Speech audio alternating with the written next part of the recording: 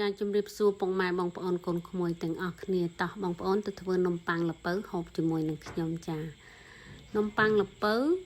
គ្រួសារខ្ញុំចូលចិត្តធ្វើហូបបងប្អូនចាពីព្រោះម្ដាយខ្ញុំគាត់ចូលចិត្តរបៀបនំប៉័ងល្ពៅហ្នឹងតុនបងប្អូនចា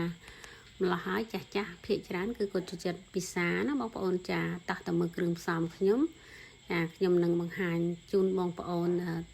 ទស្សនាទាំងអស់គ្នាចាមុនដំបូងគឺមានម្សៅមីបងប្អូនចាបន្ទាប់មកគឺមានល្ពៅដែលខ្ញុំស្ងោរឲ្យបំប៉នរួចនេះជាទឹកដោះគោស្រស់ស្ករសប្រេងឆាហើយនឹងមាន baking powder baking soda cinnamon អំបិលហើយនឹងពងមាន់បងប្អូនចារងចាំទស្សនាទាំងអស់គ្នាជាដំបូងគឺខ្ញុំប្រើពងមាន់ចំនួន5គ្រាប់ចា5គ្រាប់នេះគឺមួយរូបមន្តធំបងប្អូនចាបន្ទាប់មកស្ករសគឺខ្ញុំដាក់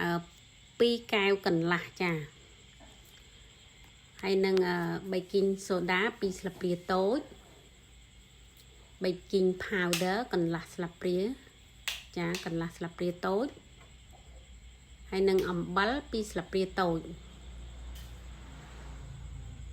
បន្ទាប់មកគឺប្រេងឆាចំនួន1កែវបងប្អូនចាបើបងប្អូនមានប៊ឺបងប្អូនដាក់ប៊ឺក៏បានដែរចាប៉ុន្តែថ្ងៃនេះខ្ញុំអត់មានប៊ឺអញ្ចឹងខ្ញុំជំនួសដោយប្រេងឆាវិញបងប្អូនចាជាធម្មតានំល្ពៅបើសម្រាប់ខ្ញុំបងប្អូនចាចូលចិត្តធ្វើឲ្យយើងទុកក្នុងទូទឹកកកទៅហូបបាន2-3ថ្ងៃចាបន្ទាប់មកទៀតគឺខ្ញុំចាក់ល្ពៅចូលល្ពៅខ្ញុំនេះចំនួន2កែវកន្លះចា2កែវធំបងប្អូនចា2កែវកន្លះគឺខ្ញុំដាក់ទាំងអស់តែម្ដងចា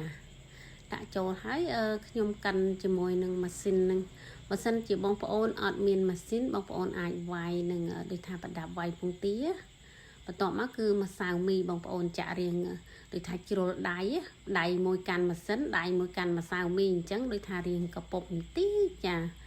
ម្សៅមីខ្ញុំចំនួន3កែវចា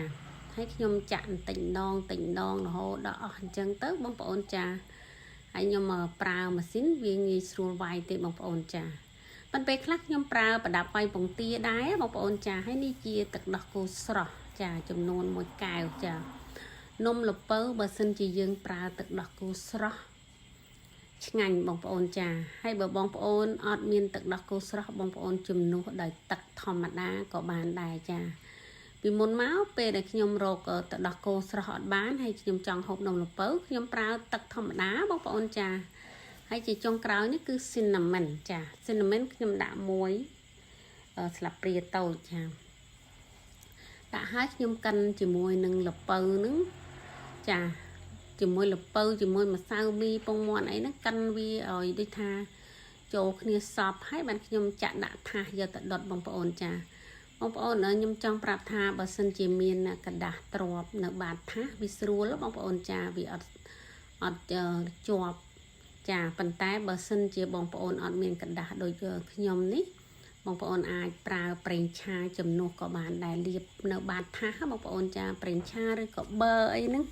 ចាជាធម្មតាសម្រាប់ខ្ញុំធ្លាប់ប្រើឲ្យបងប្អូនចាពេលខ្ញុំអត់កដាស់ខ្ញុំប្រើប្រេងឆាលាបនៅបាតថាសអញ្ចឹងបានខ្ញុំចាក់នំល្ពៅចា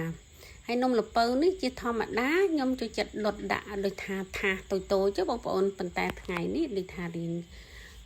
ប្រើថាសធំហ្នឹងចង់ដូចថាចែកបងប្អូនកូនក្មួយអីហូបអញ្ចឹងបងប្អូនចាឥឡូវខ្ញុំដូចថាចាក់ដាក់ថាសហើយខ្ញុំផ្អៀងចុះផ្អៀងឡើងហើយខ្ញុំយកវាទៅដុតបងប្អូនចាដុតប្រហែលជារយៈពេល50នាទីបងប្អូនចាអាស្រ័យទៅលើដូចថាម៉ាស៊ីនក្តៅបងប្អូនចាម៉ាស៊ីនខ្ញុំនេះរៀងក្តៅខ្លាំងបងប្អូនចាអញ្ចឹង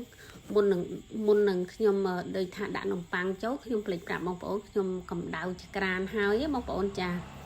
ហើយនេះបន្ទាប់ពីដូចថា50នាទីមកខ្ញុំក៏ដូចថាមើលបងប្អូនអាសាមើលហើយខ្ញុំជួយចិត្តយកសមចាក់ចាសមឬក៏ឈើចាក់ថ្មិញអីបងប្អូនអត់តែថ្មីបងប្អូនអាចចាក់មើលថាតើវាជាប់អត់បើសិនជាវាមិនទាន់ឆ្អិន